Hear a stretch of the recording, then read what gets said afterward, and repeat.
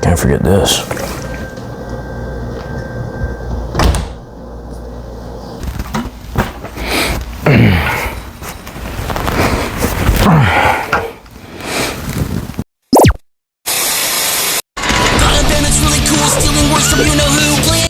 I haven't seen this show in fucking ages. Let's talk about that. Hello everybody, my name is Krobus, the evil wizard, and I'd like to start this video off by asking you a question. Obviously, you've heard of Cartoon Network. It needs no introduction. But do you remember a little show that aired on that network by the name of Grojband? Now, if I can be completely honest with you, I absolutely love this show. Grojband was my favorite show for the longest time, and when I was a kid, I was totally obsessed with it. My sketchbooks were filled with drawings of Corey, Lainey, Kin, Con. Like, I was obsessed with this show. I learned how to play the electric guitar because of this show. I genuinely believe that Grojband had tremendous potential to be one of the top shows on the network, but because of Cartoon Network's mishandling of the show, it just got relegated to the dumps of Boomerang, and nobody ever saw it, and it never got a second season. And I think that's such a tragedy. But you'll probably notice something just by looking at Grojband. It looks pretty similar to shows like Total Drama Island, 16, or Sidekicks.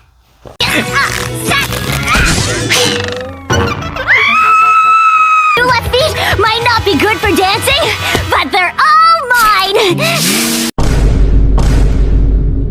And that's for good reason.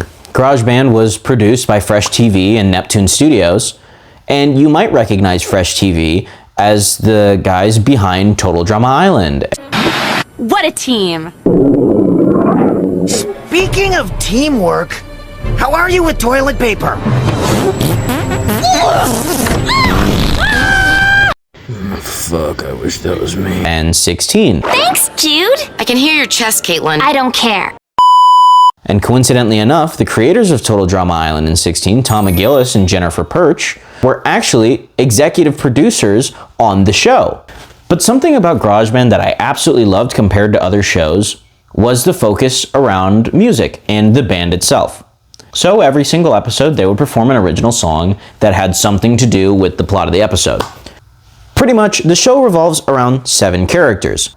There was Corey, the frontman, Lainey, the bassist, and Corey's love interest, Kin and Con, the twin brothers who don't really look like twins, Trina Riffin, Corey's sister, who is just a maniac. Honestly, if we're being real, she's a maniac. She tries to kill him in every episode. She's a psychopath and should be locked up with the likes of Hannibal Lecter. And then there's also Mina, her best friend, who is willing to commit war crimes for this woman, who does not even treat her nicely. But usually the main issue revolves to the main character, Corey, being terrible at writing lyrics. I'm sure if you've ever tried to write a song before, you've ran into the same issue. But he has a secret. And his secret is to cause his psychopathic sister to have a meltdown and write in her diary so then he can steal the diary, read it, and then turn those into lyrics that he can use for his band. So now that we have the general plot out of the way, let's dive into the real meat of this show and how Cartoon Network really just mishandled Grojband completely. Now, Grojband's time slot for airing was Monday through Friday at 5 p.m. And despite getting the prime time slot to grab the after-school viewer traffic, Cartoon Network seemed to have other plans, as not even a month after airing, not even 30 days, Cartoon Network removed Grojband from its main channel lineup to make room for its more popular competitor shows, like Total Drama Island and Teen Titans Go. Robin is correct. Your posture is better and you are speaking more clearly. And I'm, getting used to your legs. See? Eventually being moved onto its sister channel, Boomerang. It's all coming back to you. after its relaunch. Now, despite how hard it is to find the show on television, like on demand or, on any streaming platform, the internet has done a fantastic job at archiving all of the episodes. Ever since Netflix removed Grojband off streaming services back in 2016, I thought I'd never be able to see another episode of it again after I accidentally over-recorded on the DVR and it completely wiped all the recordings we had. But there's a beautiful channel on the internet called Grojzow11 that has archived every single episode on their channel. And if you want to watch the show for yourself, which I highly advise, I'll leave a link to their channel down below along with the playlist of all 26 episodes. Because this show is truly an overlooked and underrated gem. Like, I truly believe that. But before we continue, I'd like to take a moment to thank today's sponsor, Dubby. Hello there, I'm Krobus. Do you like feeling energized in the morning, but hate the taste of bitter coffee? Me too. But that's why we have Dubby here, with no dyes, no sugars and hidden ingredients, and the best part, it's completely gluten-free. With unique flavors made by Dubby, you will never find this kind of flavor anywhere else.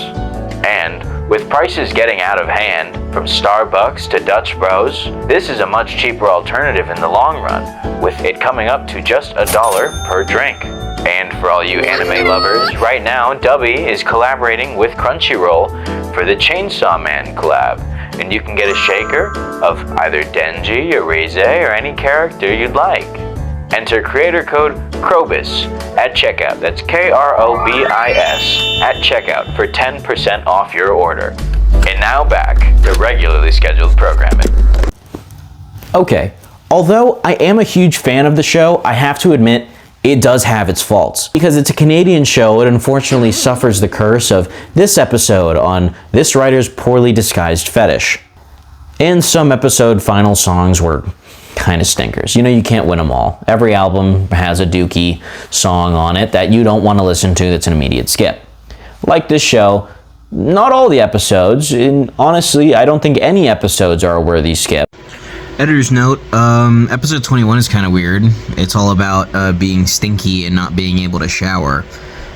So I guess that's the only episode I'd say is kind of like super, a little weird. But I'd recommend not skipping that episode anyways, because the end of it is fantastic. So the second half, like the second episode. But some of the songs are not as good as the other ones.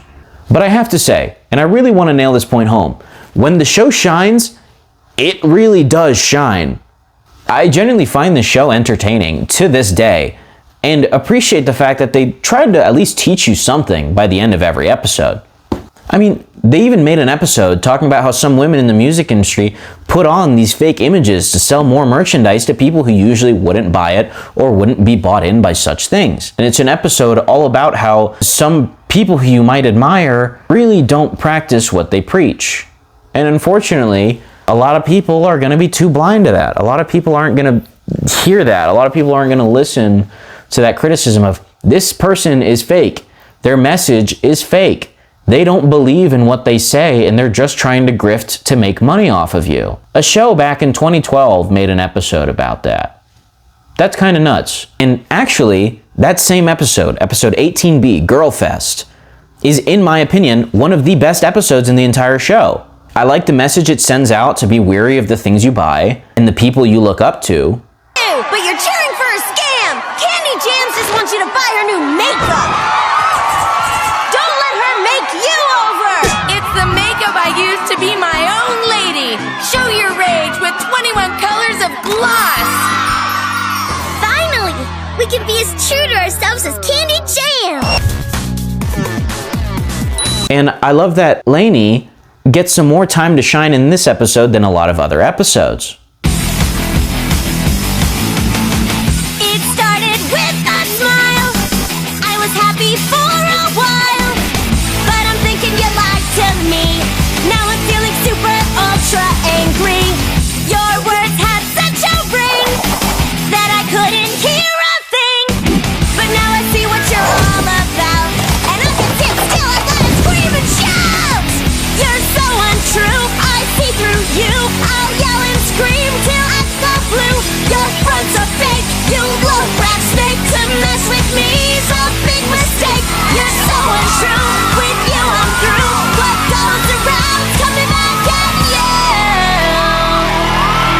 Lanes is an extremely important character in the show, though, as she acts as a foil to not just Corey, but Kin and Con, and their harebrained antics, and she's kind of more like the mom of the group. Speaking about Kin and Con, these two characters are completely inseparable. The whole show, they are always together, they're twins, they always make a point to tell that to you, and they're more like your SpongeBob Patrick type characters. And I feel like those kind of characters can get really annoying in shows. But I feel like the writers did a really good job in this show at knowing when to reel back how annoying these two characters are. Because they're annoying in a way that is fun, but not really annoying, if you catch my drift. Con is your stereotype beefcake total dumbass. Second editor's note, I meant to say brick shit house. And Kin is your, mad scientist, super smart, nerdy type character. But Kin and Con also serve another purpose in the show. They're not just the comic relief. Kin and Con also serve as the kind of exposition dump characters. They're the ones that kind of have that niche knowledge about like Greek history. And in this universe, I guess that kind of stuff is more tied to rock lore. Oh, hey, Corey's guitar has that same blue star on it. Like the flute of Rock Olympus. It hated other music so much, it crumbled the mountain. And the bassoon that killed Peaceville's dinosaurs. And the Peaceville Triangle. And they tend to be like total scholars on rock lore. And a lot of episodes regard something that happens in rock lore and they're like, oh, that's the flute of whatever, but they're usually the ones to be able to give backstory to some crazy artifact they find because they're like, oh, this is from rock lore. But moving on to some of the other characters, there's, Trina, obviously, Corey's sister, the D1 hater who spends all her days chasing down her brother, trying to essentially kill him so she doesn't have to deal with his music. And Mina, Trina's ride or die, who practically commits crimes every episode for Trina if Trina's not committing them herself. Mina is also like the best friend in TV history. I mean, holy shit. In like a world that's not very far off from like reality, like in the show, she actively acknowledges that she could go to jail for doing any of the things she does, which I think is actually kind of cool. Another notable character that does show up pretty decently is Mayor Mello, who is implied to be a pimp, or at least something adjacent to it, when he was younger in certain episodes, which I think is pretty funny. There's also Buzz Newsworthy and Chance Happening, who are the two news anchors of Peaceville, which they tend to show up decently frequent enough when the gig is some kind of event in town. They'll make the news anchors explain what the event is, as obviously that is their job, and it comes off more natural than one of the characters having to explain it themselves, because they can easily explain it off as, well, this is local news. And then there's also Barney, who's the equivalent of like Larry from The Amazing World of Gumball. He just seems to have like every job there possibly is. And honestly, I love that for him. Good for him. Camera change. Also, add a costume because it got way too hot, first of all, and my camera died. So I also decided to play around with some of the lighting, and I think this looks just a little bit better. But to get back to the video, our last character that we're going to talk about today is also the most important character. It's the main boy, Corey Riffin himself. This blue-haired dork is a total god on the guitar, but since he's a kid, he's, kind of stupid. But he is very kind-hearted, and he's a little selfish, like most children, but he absolutely loves his bandmates and his music. And I feel like the passion that character has for it really does come through the screen, and I feel like the audience feels it the same as they do. Even though his passion is admirable, it does sometimes get him into trouble. Now, this episode isn't really Corey's fault. I just wanted an excuse to mention it because I absolutely love this episode. In this episode, Corey's guitar gets thrown into a wood chipper by Trina. They go to the local flea market and they buy a guitar off this seller dude. He's like, I could have sworn there was a tuba in there. I could have sworn there was a tuba in that tuba case. Oh well. And then it's this star guitar that looks absolutely awesome. It's totally wicked. He tries to play that solo he's been struggling with all morning, nails it. but then he gets this feeling of like, oh, I need to destroy other music. I hate hearing anything else, right? And it turns out the guitar is cursed. Kin and Kon give a rock lore explanation about it, and Corey can't get rid of the guitar. It binds to him, and it wants to destroy all the music in Peaceville by destroying Peaceville, and it gets him all the way up on Peaceville Dam, which is being built by beavers. So I says to him, haters gonna hate, beaver's gonna beave. For some reason. And the guitar starts pulsing to try and break it, and then Corey's like, man, I'm gonna play the most epic song, and I'm gonna destroy this guitar because it wants to be played. I'm gonna play the guitar. And honestly, the song in that episode was absolutely fantastic. I knew you guys would make it. I won $10.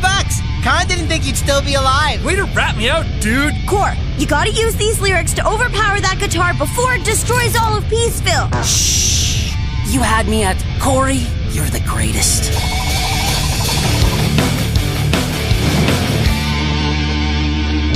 No, I won't play, not today.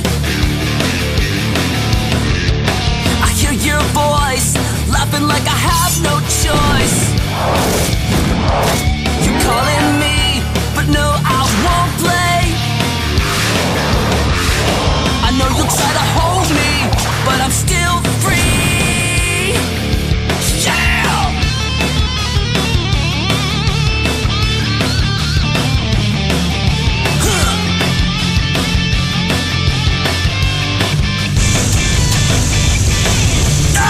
I'll get you. I know you're playing, but you can't play me. I know you're playing, but you'll never take me.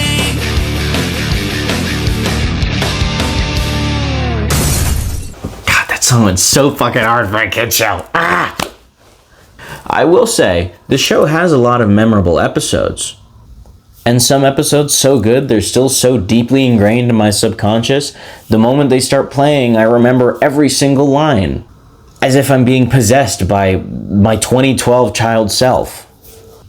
I would go into more detail about like the meat and potatoes of a lot of these episodes, but honestly, I'm gonna leave that up to you guys. I'd rather send you guys over to Grojband11's channel so you guys could watch the series and send some love over their way. They're still active to this day and post fan art of the show. They are still an active fan of Grojband, and I absolutely love that. So go over, check the description, and go over to their channel and give them some love. And go ahead and tell them that Krobus sent you. But that will be all for today's episode, my little apothecaries. If you liked the video, be sure to like and subscribe and hit that bell so you can get notified whenever I upload. And maybe while you're at it, check out the rest of the channel and check out the social medias, check out the Instagram we got down below as well. Thank you again. Take care. See you in the next episode. And remember, brush your teeth.